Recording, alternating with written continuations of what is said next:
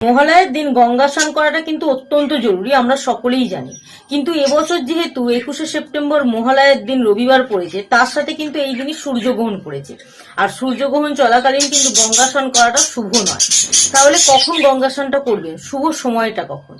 আপনি যদি মহালয়ার শুভ তিথিতে গঙ্গা স্নান করতে চান, তাহলে কিন্তু এর শুভ সময় হচ্ছে আপনি ভোরবেলা ঘুম থেকে উঠবেন 5টা 25 থেকে শুরু করে 8টা 49-এর মধ্যে যে সময়টা থাকবে, এই সময়ের মধ্যে যদি আপনি গঙ্গা স্নান করতে পারেন, অত্যন্ত শুভ বলে মনে করা হয়।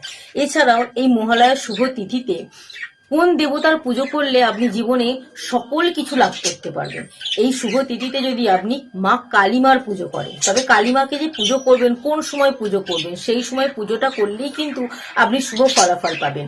আপনি রাত্রি 7টা বেজে 38 মিনিট থেকে 9টা বেজে 21 মিনিট পর্যন্ত, অর্থাৎ 7টা 38 মিনিট থেকে 9টা 21 মিনিটের মধ্যে যে সময়টা আছে, সেই সময়ের মধ্যে যদি আপনি আপনার বাড়িতে বা কোনো মন্দিরে গিয়ে কালী পুজো দিয়ে আসতে পারেন, ঠাকুরের পুজো করতে পারেন, তাহলে কিন্তু খুব শুভ ফলাফল আপনার জীবনে আসবে। এছাড়াও এই মহালয়ার দিনই পড়েছে সূর্যগ্রহণ। তবে সূর্যগ্রহণটা হবে কখন? রাত্রি 10টা 53 মিনিটে শুরু হবে এই সূর্যগ্রহণ, এবং এর মধ্যকাল থাকবে 1টা বেজে 12 মিনিট, এবং এই সূর্যগ্রহণ শেষ হবে 3টে বেজে 23 মিনিটে। তবে আপনাদের চিন্তা করার কোনো কারণ নেই, আমাদের এই ভারতবর্ষ থেকে এবং বাংলাদেশ থেকে সূর্যগ্রহণ দৃশ্যমান হবে না।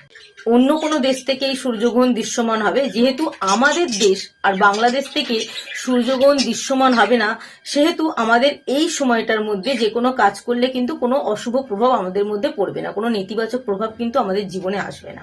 তাই এই দিন মহালয়ার শুভ তিথিতে গঙ্গা স্নান করাটাও অত্যন্ত জরুরি, এবং মা কালীমার পুজো করাটাও কিন্তু অত্যন্ত জরুরি। তবে গঙ্গা স্নান এবং কালী পুজোর শুভ সময়টা আমি এই ভিডিওর মধ্যে বলে দিলাম, অবশ্যই কিন্তু মনোযোগ দিয়ে শুনবেন, এবং যারা জানে না তাদেরকে একটু শেয়ার করে দেবেন যাতে জানতে পারে। তবে এই শুভ তিথিতে আপনার বাড়িতে যদি কোনো ভিখারি আসে, ভিক্ষাজীবী আসে, তাদেরকে ফিরিয়ে দেবেন না, আপনার সাধ্যমতো কিছু দান করবেন। এই শুভ তিথিতে যদি আপনি ব্রাহ্মণ ভোজন করাতে পারেন, বালক সেবা করাতে পারেন, 7 জন বা 5 জন বালক সেবা বা ব্রাহ্মণ সেবা যদি করাতে পারেন, খুব শুভ বলে মনে করা হয়। এই দিন আপনি চুল, নখ, দাড়ি ভুল করেও কাটবেন না।